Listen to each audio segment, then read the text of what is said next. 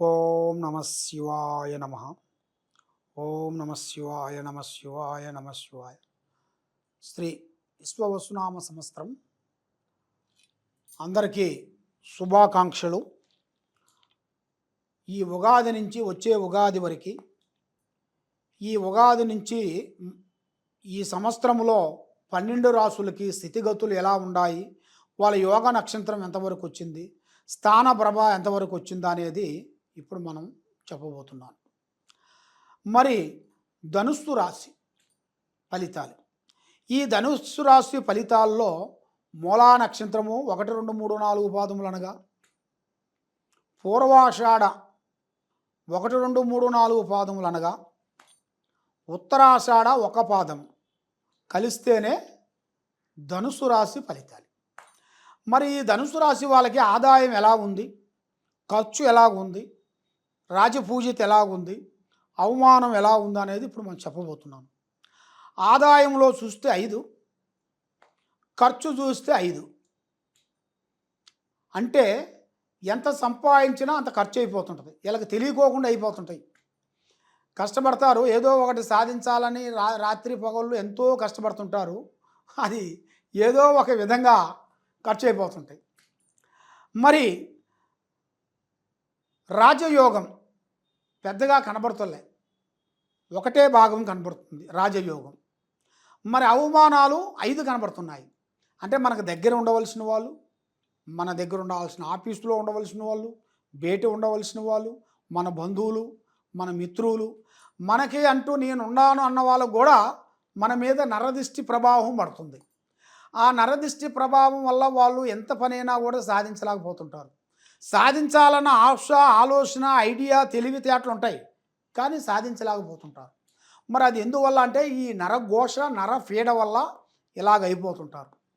మరి ఇలా జాతక యోగంలో చూసుకుంటే వ్యాపారంలో కానీ, ఉద్యోగంలో కానీ మంచి మంచి అద్భుతమైన విజయాలు, మంచి మంచి కార్యక్రమాలు, అభివృద్ధిగా పొందాల్సిన యోగం అనేది ఇలా జాతకంలో చాలా వరకు కనబడుతున్నాయి. మరి విద్యా విధానాల్లో చూసుకుంటే చదువులో కూడా వీళ్ళకి అనుకున్న విద్య మంచిగా చదువు కరెక్ట్గా అవుతుంది.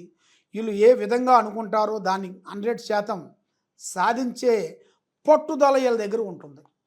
ఏదైనా ఒకటి సాధించాలనుకున్నారు అనుకోండి, వాళ్ళ జీవితంలో, వాళ్ళ కెరీర్లో అందరిని వదిలేసి ఒక్కలే పోరాడుతుంటారు. అలాంటి జీవితం అంటే విక్రమార్కుడు, పట్టు విడవని విక్రమార్కుడు అంటారు. అలాంటి మనస్తత్వం కలిగిన వాళ్ళు ఏదైనా సాధించాలి అనుకున్నారనుకోండి, ఎంతలాదైనా సరే కొండను కూడా పిండి చేసి అంత దమ్ము వీళ్ళ దగ్గర ఉంటుంది.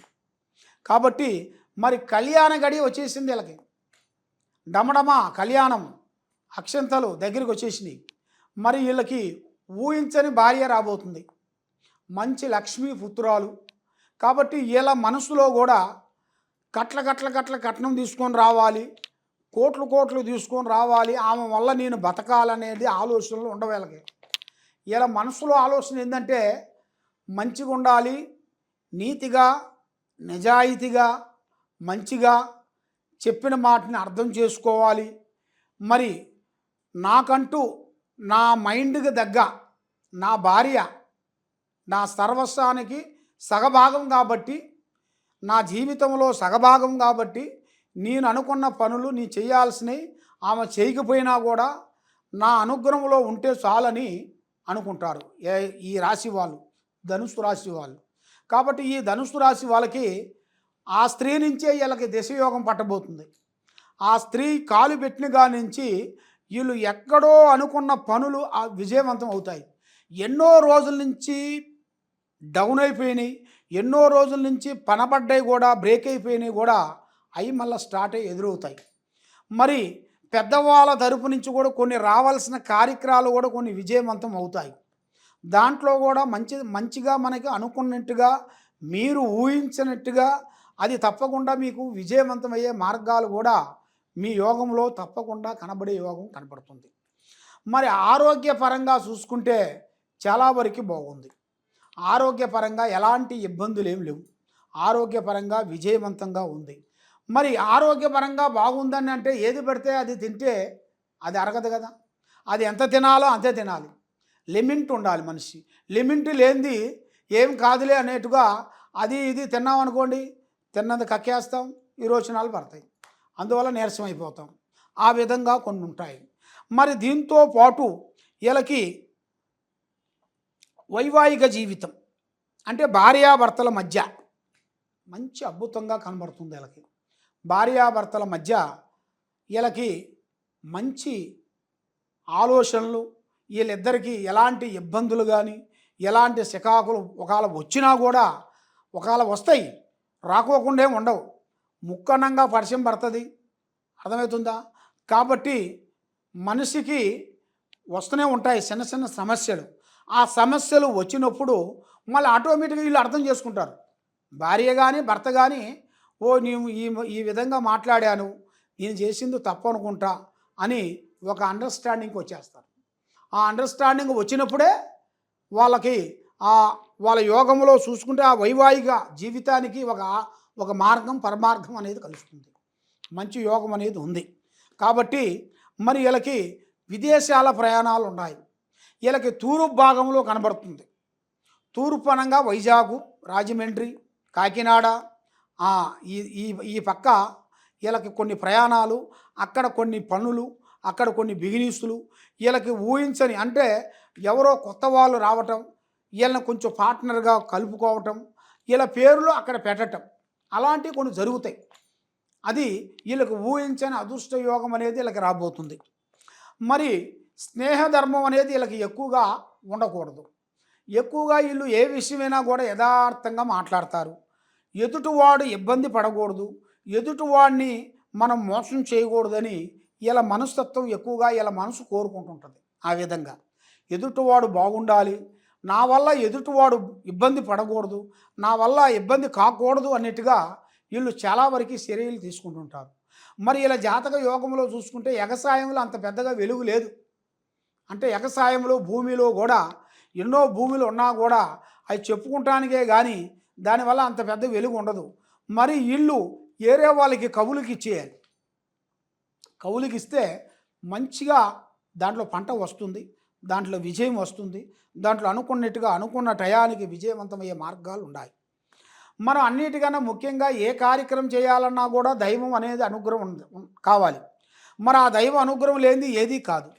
మరి ఆ దైవ అనుగ్రహం మనకి కావాలంటే వీళ్ళు ఎక్కువగా జై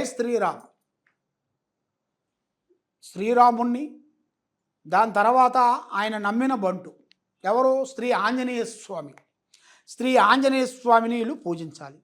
మరి శ్రీ ఆంజనేయ స్వామికి పూజించి 101 తమలపాకుతోని ఆ ఆంజనేయ స్వామికి వీళ్ళు పూజించి ఎర్రటి సింధూరం, ఆ ఎర్రటి సింధూరం తెచ్చి కలిపి అక్కడ ఆ గుళ్ళో ఇచ్చేసి అక్కడ ఆ స్వామికి మొత్తం రాపించేసి అక్కడ, ఎందుకంటే మంగళవారం 21 మంగళవారం చేయాలి. 21 మంగళవారం చేసినట్టుగా అయితే దాంతోపాటు ఆయనకి ఇష్టమైన వడ 101 వడతోని ఆయనకి మాల వేయాలి.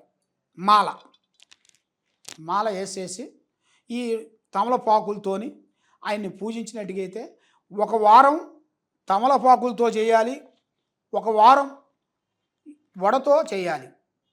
అంటే ఈ ఒక వారం ఈ దండ వేయాలి, ఒక వారం ఇంకో ఈ దండ వేయాలి, అలాగ మార్చుకుంటూ రావాలి.